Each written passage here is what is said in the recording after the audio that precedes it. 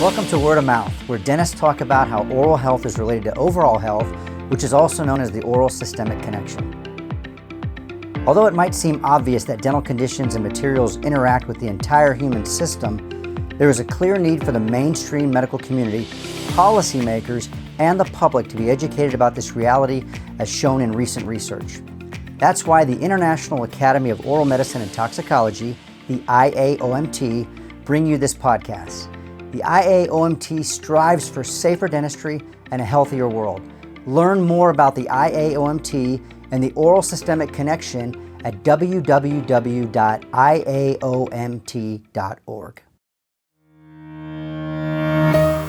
The information provided on this video is not intended as medical advice and should not be interpreted as such. If you seek medical advice, please consult with a healthcare professional. Also, the information in this video represents the thoughts of the individual speakers, and the views expressed in this interview do not necessarily reflect the views of the IAOMT, its individual members, its executive committee, its scientific advisory council, its administration, its employees, contractors, sponsors, or any other IAOMT affiliates. This podcast is being sponsored by Emeramed. Emeramed Limited is a biotechnology firm developing the lipophilic, blood-brain barrier passing metal chelator and antioxidant Erminex. Erminex has been tested to be an exceptionally safe antidote for heavy metal poisoning and also a powerful antioxidant. Erminex is currently going through drug approval process with the European Medical Agency and the U.S. Food and Drug Administration. Learn more about Erminex at emeramed.com. Emeramed. Discover the future of health. I'm Dr. Mark Wisniewski, here for the IAOMT with Dr. Boyd Haley to talk to you about Erminex and or OSR, however you might know it. I get the pleasure to talk with you, Boyd, about the man who knows pretty much more than anyone in the world about this wonderful compound that we once had, known as OSR. And at the time when it came out as OSR, it was a supplement. Yeah, it was a dietary antioxidant supplement. You mentioned earlier that it was first, your intention was to treat autism. So is that true? That's the main reason I made it. I couldn't get the look on the mothers' faces that had autistic children. They were telling me they needed to have something to treat these children because they suffer from oxidative stress. That's something everybody agrees to. The development of OSR, or Erminex now, it's called as a metal chelator, it's an FDA drug name, was to treat the oxidative stress and not make any claims about mercury chelation. How much would you have to give for how long? Would you be seeing that you would be expecting to see any clearance of any problems? Well, the thing is, the compound starts binding. It doesn't clear the mercury from your body as fast as it stops the toxicity. And it stops the toxicity by binding mercury in an inert complex, and it starts doing that the minute it gets into your bloodstream. And it peaks in your blood at 2 hours, and it has a 20-hour half-life in the plasma. And so all that time, it's binding the mercury and rendering it totally non-toxic. But then, as you had mentioned earlier, it's excreted by your liver, but in a normal way. It's not like you're taking it and you're dumping a whole lot. It actually binds it and makes it non-reactive, non-toxic.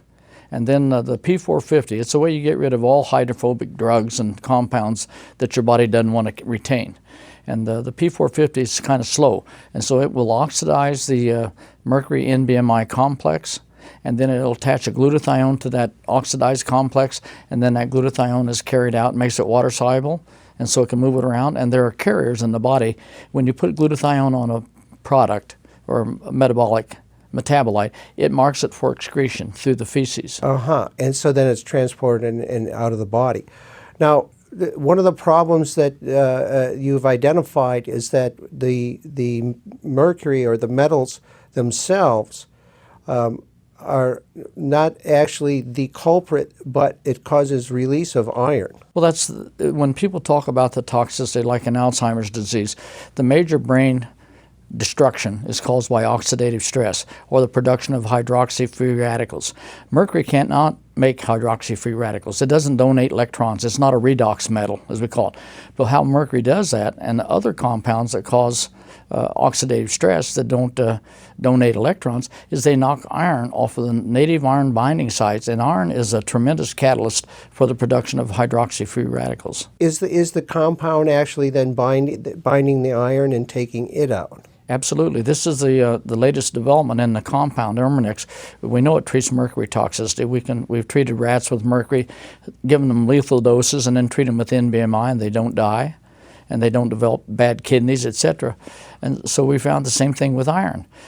Iron is there are a lot of iron overload diseases where you have too much iron in the body and you develop oxidative stress. Thalassemia, sickle cell anemia are two of them, where people build up iron because they have to have transfusions, and every time you give them a transfusion of red blood cells that are in good shape, you also give them a dose of free iron. And so we've used this on several studies, and on a hemochromatosis iron model rat. If we treat this rat is genetically modified to develop high iron and hemochromatosis. If we treat this rat, and what it does is it lives, it becomes demented, then it loses the functionality of its limbs, it lays down and dies. If we give it NBMI, that doesn't happen. And so if we take those rats that we're treating and we analyze the iron level in their body and in their brain, we see that NBMI binds the iron and gets rid of it right away. I mean, much more rapidly than we get rid of mercury. And not only iron, it could be also copper. This compound will bind any metal that's toxic. Toxic metals like sulfur, that's how they're so toxic. They concentrate on the few sulfur binding sites in your body compared to, say, other types of binding sites. And this compound will chelate all of those. I mean, barium, thallium, uranium, arsenic. I mean, it just has a very high affinity for compounds that bind to sulfur, and those are usually the toxic metals. And so that's interesting, radioactive material that I don't know that we have anything that actually acts in that manner to remove radioactive atoms. So it would bind in the same way and make them inert. Well, the radioactivity, whether it's bound by NBMI or not, would still be radioactive. But it just depends if it falls in the category. Like mercury NBMI complex is slowly excreted from the body compared to iron NBMI. And so the effectiveness of this to treat a radioactive metal would be how rapidly excreted is the NBMI radioactive metal complex. And it could be fast or it could be very slow. It could take time. It could take time. In a normal circumstance, and what's normal when you're talking about toxicity, of course, what kind of time and dosage do you need to use with this compound to get results? Very low. I mean, it's a capsule. And we have very effective results at 200 to 300 milligrams. And it depends on the size of the individual and also how toxic they are and how long they've been toxic. But it works very fast. It's very easy. It's an amount that's not ornery to take. I mean, you pop it in your mouth like you would a vitamin C capsule, and you can get enough doing it that way to detoxify your body very quickly. Tolerance level, you're not seeing any problems with how much would you have to take before you might have too much? You would be tired of eating it before you got there, I think. It is an exceptionally safe compound. We've given rats 5,000 milligrams per kilogram body weight, and 5,000, and we treat a human, we give them somewhere between 3 and 8 milligrams per kilogram body weight. It's nothing to a human. 5,000, that would be quite amount. Yeah.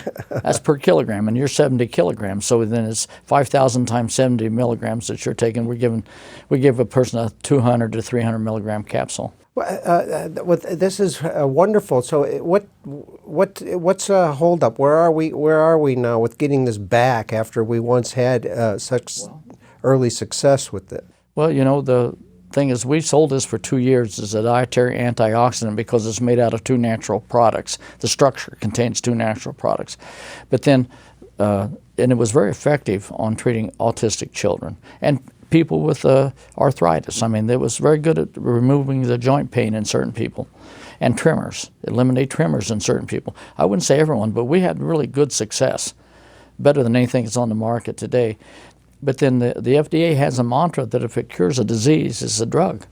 And they shut us down after 2 years and said, you have to take it through the NBMI safety and evaluation protocol, and we've done that.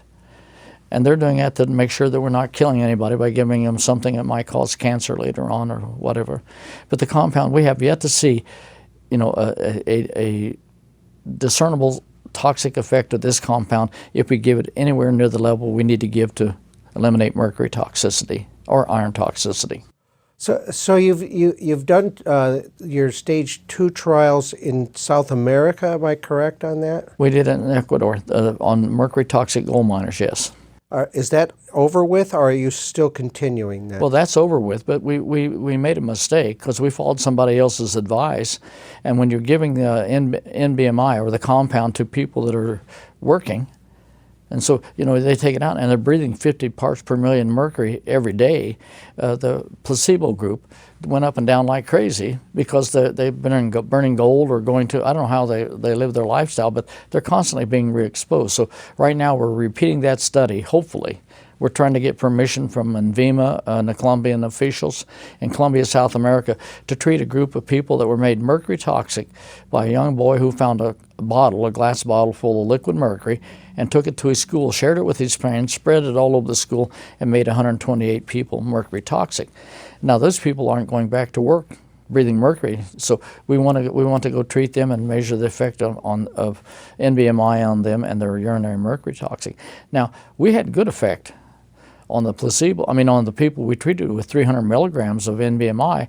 10 out of 11 saw dramatic drops in their urinary mercury level, indicating that the NBMI was tying that mercury up and rendering it incapable of being excreted by the kidneys. And to do that, it has to be reactive. And in that effect, it actually protects the kidney. Yeah, it does. It stops it from being excreted and damaging those proximal tubules, and I assume that's quite a benefit as well. That's the major benefit. It's the thing that's the most amazing. If we give rats orally NBMI and then give them mercury, same amount, and have a control group that didn't get NBMI, we destroy the kidneys. Absolutely destroy the kidneys in those that don't get the NBMI. And the NBMI, you can't tell them from the control treatment. It's a very good kidney treatment, and that's one of the exciting things going on in South America. They have gold mining countries like Colombia and Peru and Ecuador and Chile. They have a real problem with kidney failure, and they're burning up a lot of their economy doing kidney dialysis. That's the only treatment they have to get the toxins out of the body. And so they're very interested in using our compound and see if it'll help them eliminate the need for kidney dialysis. Mm-hmm, mm-hmm. And if it works like it works in the rats, it will. So the way that I understand it, then going back into the miners area where you have this problem with the child and the mercury at school, then that study should be over quick. Once you go there and get the permission and start, they should be, you would expect, to be cleared out fairly quick. Well, I think we'll have real good results. It's a regulation and setting up. Everybody's got to approve it and put their hand and bless it. So we're waiting a long time to get regulatory approval. To even start. Right. Meanwhile, these people. But when we start, we give them 2 weeks treatment. We're doing a double blinded crossover. In other words, we treat half the patients with NBMI and the other half are our placebo group, control group. And then we do that for 2 weeks, and then we wait and for 2 weeks to allow it to clear out. Then we flip them over. The ones that got the NBMI now become the placebo group, and the placebo group gets treated because we're going to treat all those kids. Sure. And so there's 4 weeks of treatment we have to do, and after that it's all analysis and write-up. So that sounds reasonable. You're getting there. There's a light at the end of the tunnel with this, yeah. I don't know. You shared with me there was something. There was something perhaps in the States that's changed, that to animal status. Or, they put our drug under the animal rule, which means we don't have to show efficacy in humans because we can't go. I can take a rat and inject him with mercury. I can't do that with a human. And so they're saying you just do the animal studies and show it's efficacious in animals. And I think we've already done that, but they want it done more longer and higher and under more strenuous conditions, although I don't know how much more strenuous you get than giving them 17 times or 14 times the lethal dose and saving their lives. I mean, that's what we did. But you know, I wouldn't want to be a regulator. I mean, they have a hard job. They don't want NBMI to turn out to be another thalidomide, and so they're holding our feet to the fire pretty hard. Hopefully, at some point they say, "Okay, let's go." I think they will. I think they just want us to convince them of certain aspects that they're concerned about, because you see, it's hard when NBMI binds mercury. That's the drug, Erminex. That's the chemical name of it, and I'll say that all the time because I'm a chemist, and that's how I called it for years when in the laboratory. But when it binds mercury, it never lets our mercury go. Its affinity for mercury is infinity.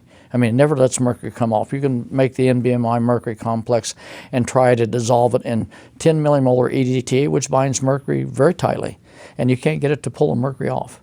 And so it's not going to come off in the body. And so what they're wondering is, make sure it's getting out. And we got data showing that the mercury on an NBMI-treated animal leaves. It leaves slower than what you would like, but it leaves. I mean, in 30 days, most of it's out. And so they want to know, is that mercury NBMI complex going to cause any inordinate problem that we wouldn't perceive? And I don't think it will, because we never saw any problem in these rats that were given 14 times the lethal dose of mercury and treated, and they lived several months. And they ate, they gained weight. You couldn't tell them from control animals. But it's a reasonable question, and of course I'm not responsible for the world's population or the United States population. The FDA is, so they're being very cautious. I found it interesting that the glutathione conjugates with the Aramix and mercury, and then it's moved out in that fashion. Is it seem odd that the molecule then becomes pretty large and different looking to the body? No, but that's the way you get rid of almost all hydrophobic drugs.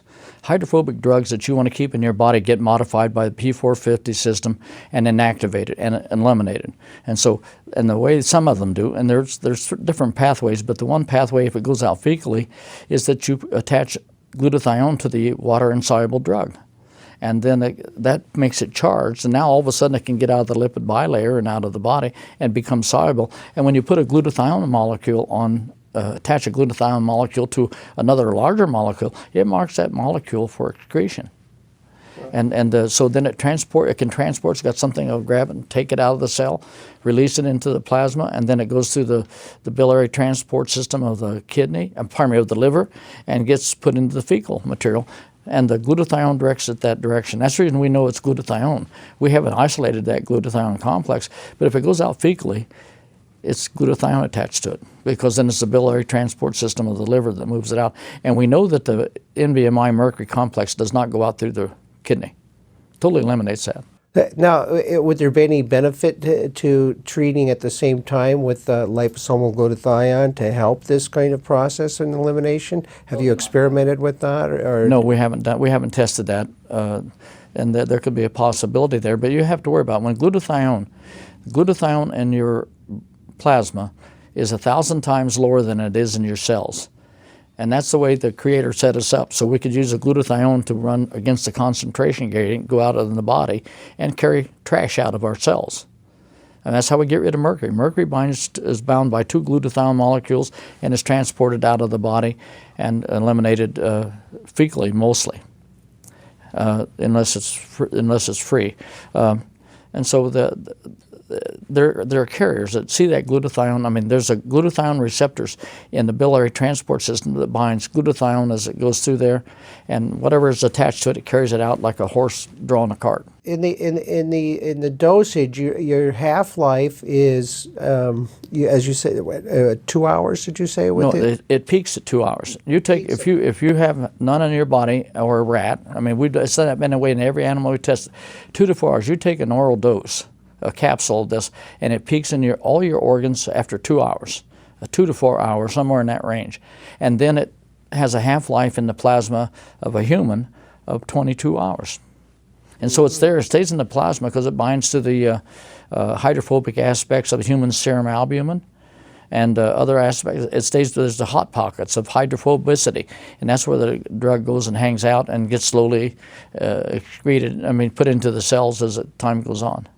The range of benefits is enormous. I was it was interesting that you mentioned, say, firefighters before they enter into a building, how protective it could be for firefighters. Yeah, and first responders are the ones that really should be talking to us, and we've tried to get their attention, but we haven't been able to. I'm not Harvard.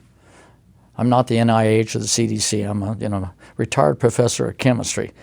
And the bottom line, we've shown in rats, without a doubt, you give rats a pre-treatment, oral pre-treatment of Erminex, and then you inject them with mercury, and it totally will prevent the kidneys from going south, because the kidneys are the most sensitive organ to mercury. And when you put it in the blood, it wipes out the kidney first. Most people that are mercury toxic and die because their kidneys fail. And so if they were to take this and they were going to go in and breathe mercury vapor from all the fluorescent bulbs that broke when a building fell down or explosion or whatever, this would be very helpful to them. And not only mercury, but other toxic metals too. This compound doesn't just bind mercury and lead and iron, but it binds anything that's toxic. They're toxic because they have high attraction to the sulfurs in your body. And so this compound will probably have a positive effect on all those toxins. So it's going in and pulling those metals right off the sulfurs. Yeah. Yeah, it's good for chronic as well as for an acute problem. Yes. It's going to grab it immediately. Yeah. The best example we have of that, by the way, is Ragnar Klingberg, who's our executive vice president. He's from Sweden. And in Sweden, they have feeding stations for predator birds like eagles and eagle owls that come to these feeding stations, especially when they get a little bit weak because they can't go out and catch a fish, and people put dead fish on these platforms, and the eagles go there and eat them. And sometimes those eagles will fall over and die right there. And so we hired a veterinarian in Sweden to treat some of these eagles that were brought in, because people pick them up and take them to the veterinarian. And if you pick up an eagle and carry it, that eagle's not very, not doing too well. He's got to be very cooperative, and they're not cooperative, they're just sick. And so we have there's two birds that were highly documented that went in, and they had 980 micrograms of mercury per liter of blood, and lead on top of that. They were eating toxic fish, the dead fish, because they were sick.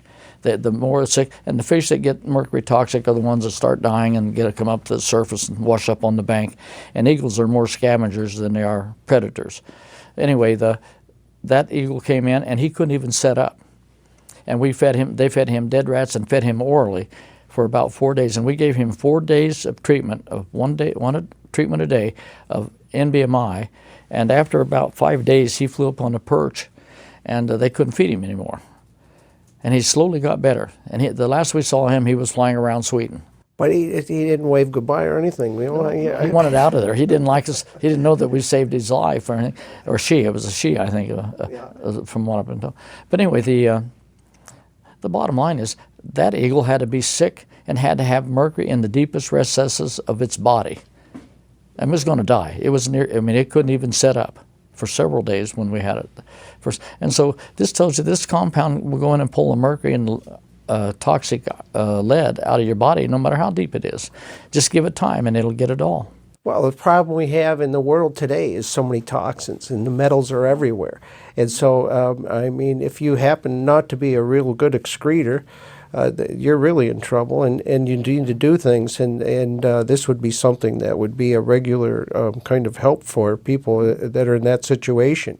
But even people who can excrete fine, we're still getting inundated. It'd be better if you have some help. I think Don't let it. It may take you 3 hours to get rid of it. In 3 hours, they can do a lot of damage, right? Yeah. It's not a vitamin, but certainly, I think some time ago you showed us in a lecture how it actually picks up also hydroxy radicals and moves them out. Is that still your thought?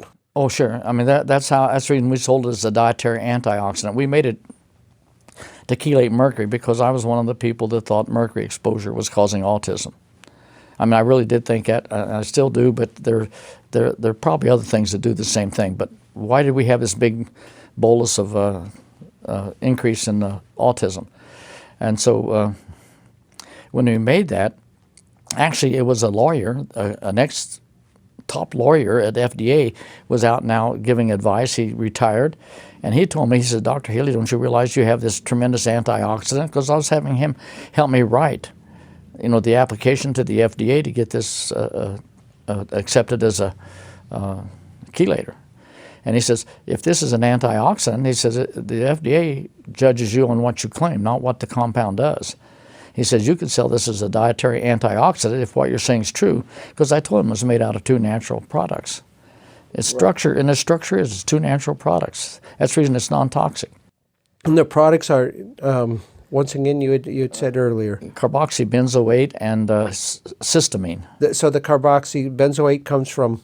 Cranberries. Oh, is that right? You remember when the Indians used to make pemmican? It was how they'd take meat and beat it with cranberries. Actually. Yeah. It would last a long time. It wouldn't. That's the antioxidant effect. And if you look at your beer, you're going to see benzoate. If you look at your Coke, you're going to see benzoate. If you look at any food you eat, that's going to be preserved with benzoate because it scavenges hydroxy radicals and keeps food from spoiling. So those are hooked together, and now you have the proper sulfur configuration, which allows it to pick up this wider variety of metals. Yeah. It can adjust. It can move the sulfurs around, whereas if we're on the adjacent carbons like DMPS and DMSA, which are the normal chelators, they can't move. They're right next to each other, and they have no flexibility.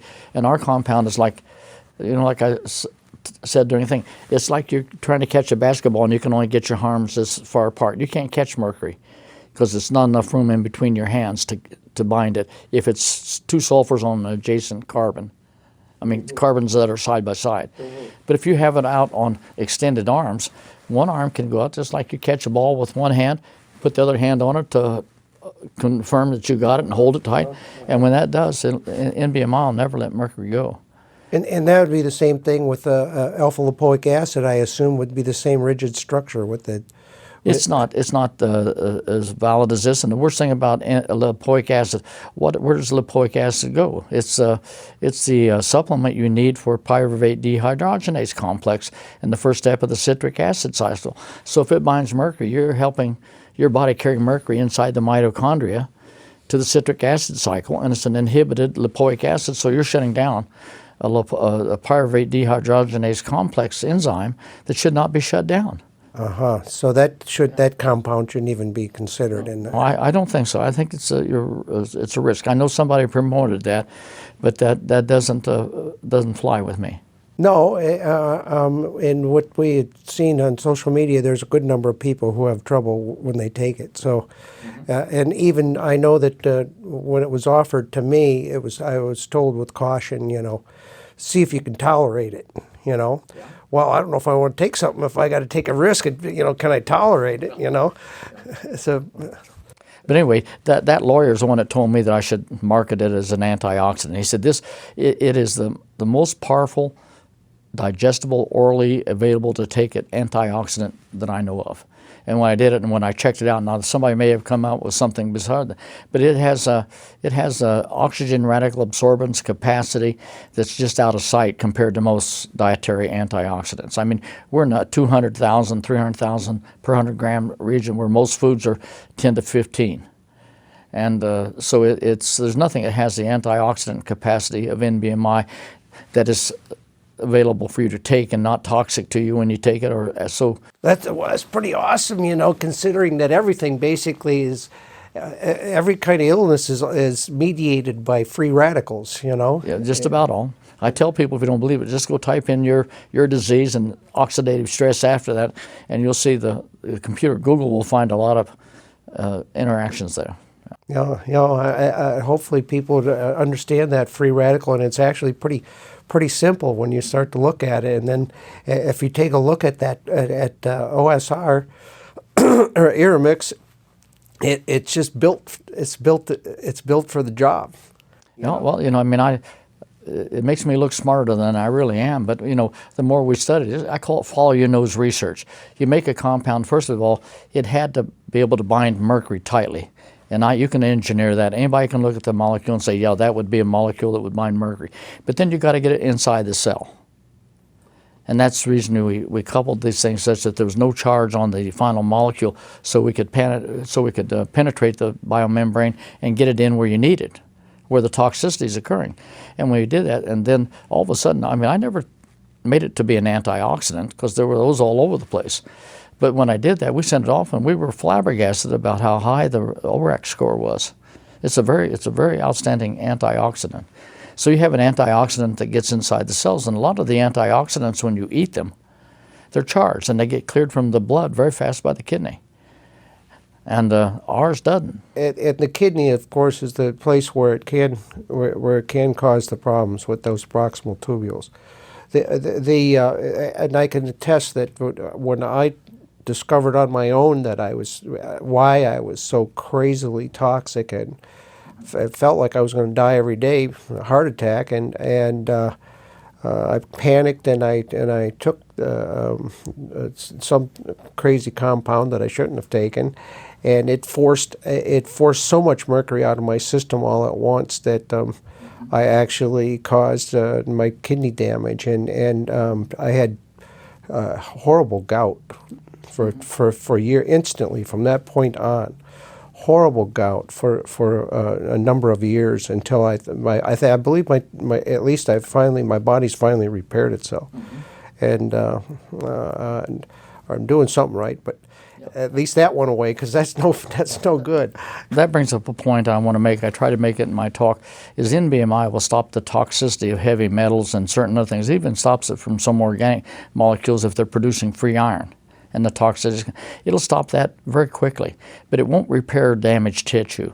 So, what I want to do is I want to get this compound out in the hands of doctors and dentists who see patients and give it to them.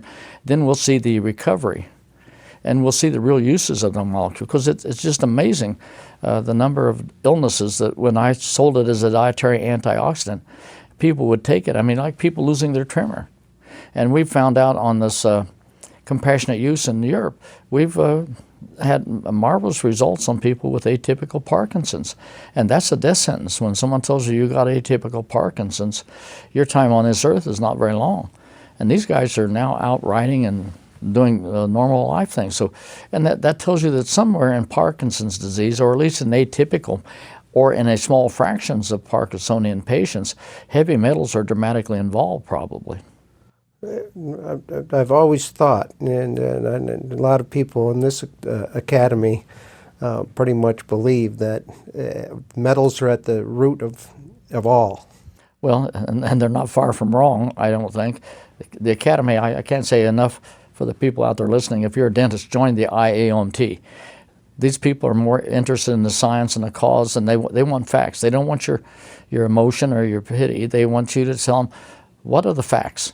And I don't get that from the other dental. We welcome, and what we're searching for is the truth. And if you can come here and bring me some truth to show me that we're looking at some fallacy here, hey, bring it, because we welcome the science. But like you say, we don't welcome any attitude. We just welcome. Everybody comes here as equal, and we're all brothers working on it together.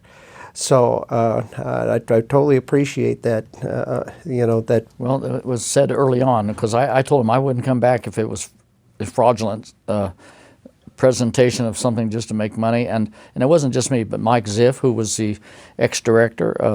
He said our mantra should be, show me your science. Correct. And that's held up really good, and it's served you guys well. It's still where we are today, and as much as we feel certain things should go a certain way, it's held up until we have solid science. Right. It's a little frustrating for me. I know, I want to pound my hand and say, no, I know this is right, but you got to have science, Right. And that there's a lot to be said for that. And you having come to us as a scientist has been a godsend. And I have to say that I've seen you speak many times here, and most every time it's a standing ovation, and an excellent, and you've really helped us along in that line of science. And this product is the ultimate gift for the world. But I was lucky enough to be able to to have it, and I thank you for that, and I thank you for being here, and I thank you folks for joining Boyd and I here in this conversation in our living room, and hope to see you on the website. Yes. Thank you. This podcast has been brought to you by the International Academy of Oral Medicine and Toxicology, the IAOMT. The IAOMT strives for safer dentistry and a healthier world. We are a network of over 1,000 dentists, health professionals, and scientists who research dental products and practices, including the risks of mercury fillings, fluoride, root canals, and jawbone osteonecrosis. We are a nonprofit organization and have been dedicated to our mission of protecting public health and the environment since we were founded in 1984. You can learn more about us at www.iaomt.org and www.thesmartchoice.com. The information provided on this video is not intended as medical advice and should not be interpreted as such. If you seek medical advice, please consult with a healthcare professional. Also, the information in this video represents the thoughts of the individual speakers, and the views expressed in this interview do not necessarily reflect the views of the IAOMT, its individual members, its executive committee, its scientific advisory council, its administration, its employees, contractors, sponsors, or any other IAOMT affiliates.